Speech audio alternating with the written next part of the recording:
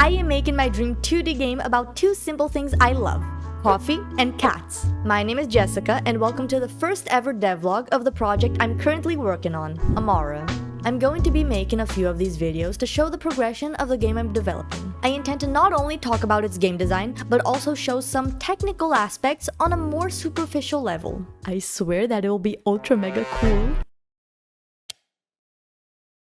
So, what have I gotten myself into? As an indie game dev that has only made small personal projects till now, this silly concept is what I had in the back of my mind as what I'd love to do as my first real project. After doing a 2-year game course and sacrificing a small part of my sanity since I was also doing uni in the morning and research work in the afternoon, I finally emerged knowledgeable enough to start taking my idea a little bit more seriously. And to my luck, I was also able to receive some project funding from the government. With 3 other people, I was chosen by the state's Department of Culture to receive this money and make a playable prototype. First of all, the name of my game is Amara. I've divided its development into 2 phases. The first one is a prototype I mentioned. For this, I am going to make a cute cafe with lighter visual themes and a girl called Rebecca who has to manage it from scratch. In this world, there are talking cats who are the customers. My name is Jeff. And being served to them are pretty drinks with a heavy coffee focus. During the second phase, I want to add a dark twist to the game. Because who doesn't like a seemingly cute and wholesome game that with time reveals itself as not that cute and wholesome after all? I know I do! I'm making this game with 3 other people. One of them is the team's official artist, my sister. Say hi to Jennifer! She has been learning pixel art slowly for a couple of years now, and is in charge of that and other art styles that Amara will have. To help you guys start getting the feel of what we're making, let me take you all back to a year ago. I was a little too busy at the time, but that's around when I started actually thinking of making a project out of my silly idea. I didn't even need to hype up my sister, since she also really liked the base ideas and was all for us making it. To help us imagine the visual style, she made these initial art for the cafe. A little strong on the eye, I know, but it was enough to represent some key points of what we wanted. I really like coffee, guys, to the point where it is a hobby of mine.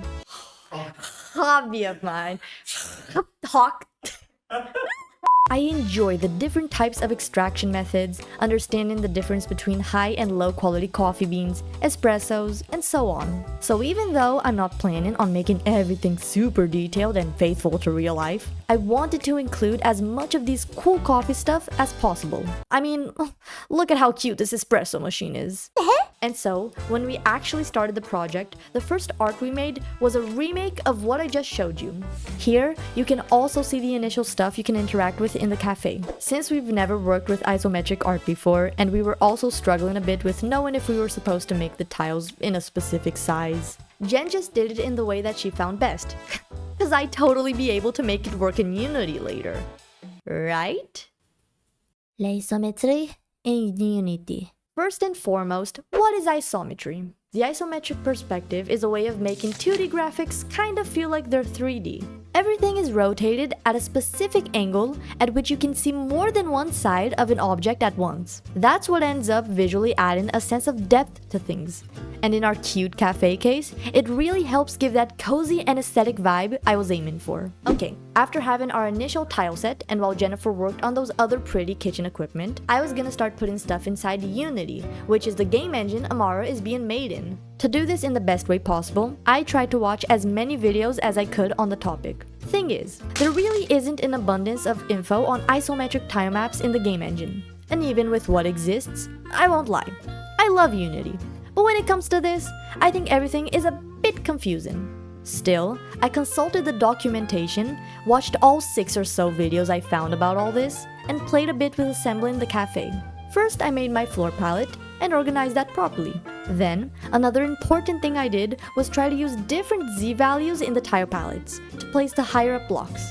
Note that here I'm placing some counters in the scene, but later I noticed it would be best to make counters separate objects in the hierarchy, instead of just painting them all in a grid. That's because they are one of a lot of other things the player will be able to interact with. Moving on, with my initial tiles, I started placing them into the scene. Now, with an okay initial layout, it was time to include a player. And with great player comes great responsibility.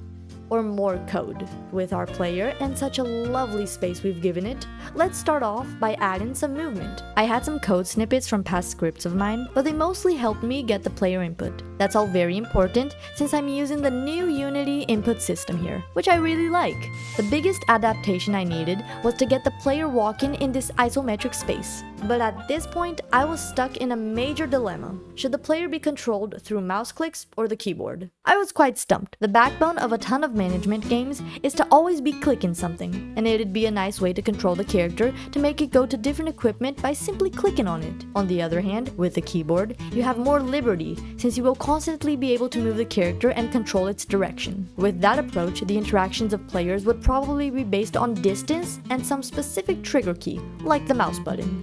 After trying to list the pros and cons, I came to a conclusion. With the mouse, you can play with only one hand, since everything revolves around it. This aspect is common, as I've mentioned, but it could also be bad in this case. If your player is busy walking to a point you defined, and you have nothing to do in the meantime, you can end up feeling bored. With that, I get to the keyboard, or more specifically, WASD keys. And it's the method I chose for the game. All of the mouse control problems are resolved here. First, you'd always be at least slightly busy with paying attention to walking and being close enough to interact with things, which eliminates boredom. And any minimal spare time you have will be used on strategizing what to do next. All that pairs very nicely to how the camera will work. I'll get to that soon. So, here's my cute capsule walking through the scene. To make this work better, I make it naturally snap to the tile it's closest to once the input stops coming in. That means that the player will always end up on a tile that has an X and Y value as a multiple of 0.25 pixels in this case.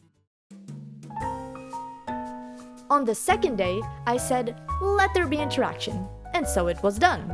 Kind of. I included some more objects into the scene, so say hello to all these beauties. In all seriousness, let me explain what I planned. Explained in the past? Ugh, not in this economy. I thought it'd be great if the player could recognize what is an interactable object. There are different ways to express that in games. Here, I decided to make use of the mouse hover. If an object gets slightly darker, like this, it means interaction is possible. Of course, in the end, if you can interact or not depends on if you're within distance. So, I gave the player an interactor script that for now is a radius in its middle that checks for collision with the objects. If you can use something, its hover with the mouse will change.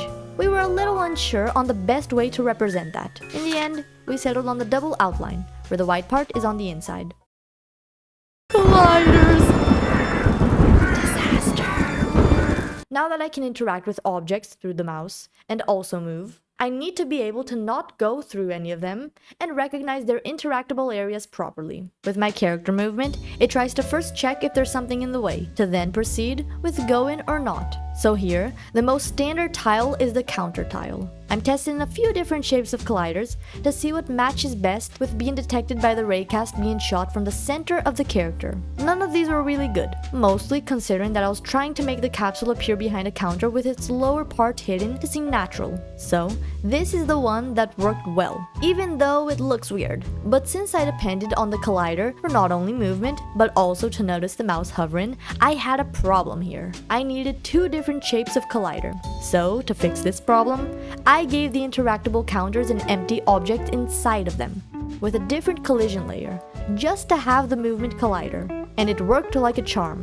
For other objects, I just had to worry more about the mouse colliders, which ended up working best with me manually configuring each one. Now, I just had one more problem, configuring the sorting orders correctly. That means making things appear on top of each other as they should. The problem was how the player needs to sometimes be behind something and sometimes be in front. After trying to get some more tips from other videos, I was reminded of the whole pivot point thing. That already made things 80% better. That meant setting where the base of each tile would be in comparison to each other so that Unity would sort them out better. Yes, everything in my scene is in the same default ordering layer. I know.